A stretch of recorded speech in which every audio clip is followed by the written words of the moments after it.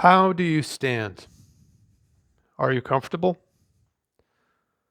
Probably not. Actually, some of you may be, but a lot of folks that I see are not comfortable, especially if you stand for a prolonged period of time, right? So the most common three basic patterns that I see in the clinic are this kind of holding yourself erect, right? Which I think is more common in the younger population, right? So when I do this, I have lots of tension in my core musculature, my front and my back, and my breathing is impaired. It's going to be up, right? My older population, I see more of a collapsing pattern, right? So I'm going more into flexion, and then so I'm struggling against gravity, right? Of course, I'm going to be impaired with my breathing in this kind of pattern as well, right? Because my diaphragm is collapsing onto my abdominal region, right? So the third pattern would be a sway back, right? So sway back is where you start to have a shift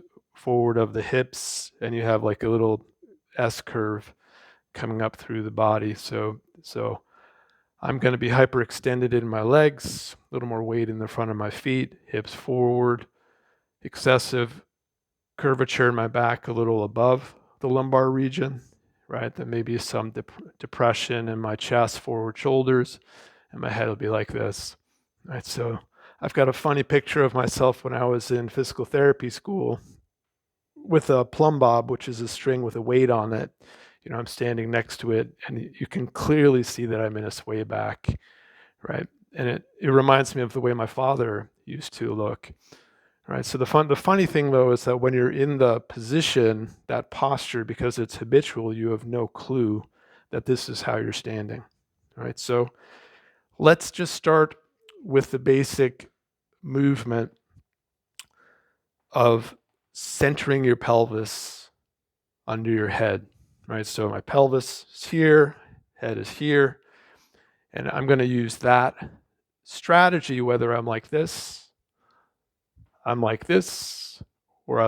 I'm going to just use that to kind of feel like I can get my skeleton, right? To support me a little bit, right? So I find what I feel is an approximation of where my pelvis is under my head, right? And then I just hang out and I notice the difference, right?